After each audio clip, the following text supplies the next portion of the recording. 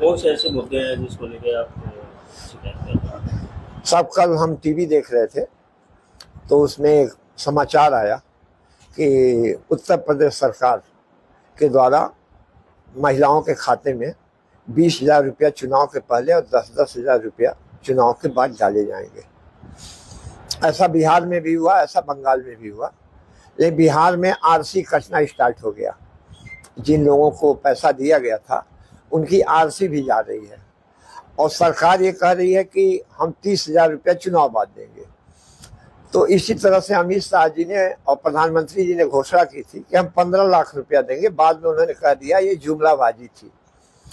तो ये सुनने में आया कि ये यूपी सरकार दे रही है।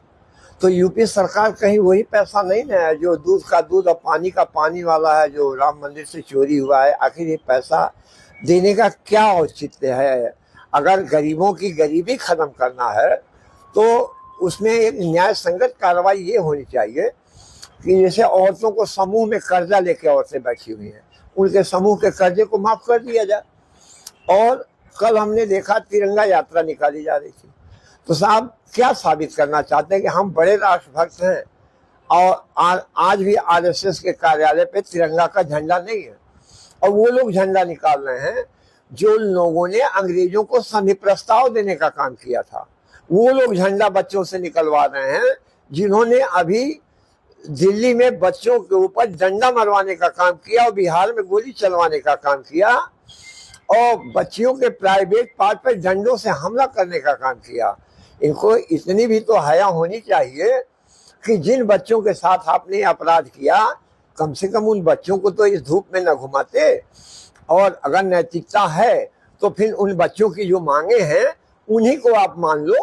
और अगर आप पूंजीपतियों का कर्ज माफ कर सकते हो तो देश के किसानों का कर्ज माफ कर दो, तब हम जाने कि आप बड़े अच्छे हो।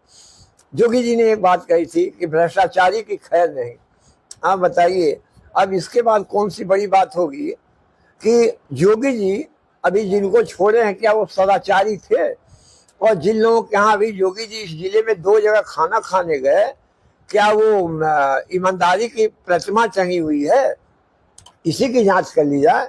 योगी जी ने कहा था मुख्यमंत्री होने के बाद कि भ्रष्टाचारियों की जांच होगी।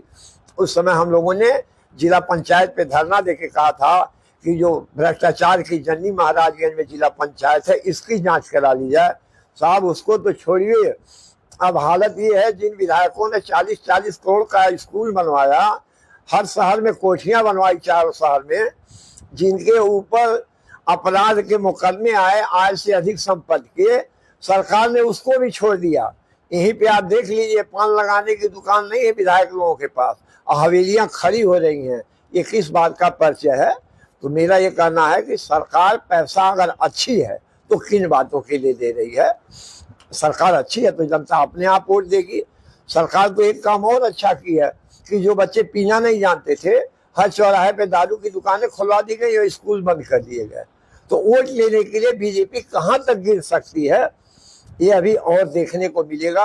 हम जनता से हाथ जोड़ के कहते हैं कि आप इनसे सावधान रहें, क्योंकि जैसे रावण ने सीता मैया को ठगने का काम किया था उसी तरह से ये भी आपको ठगने की अब प्रक्रिया चालू कर रहे हैं। धन्यवाद।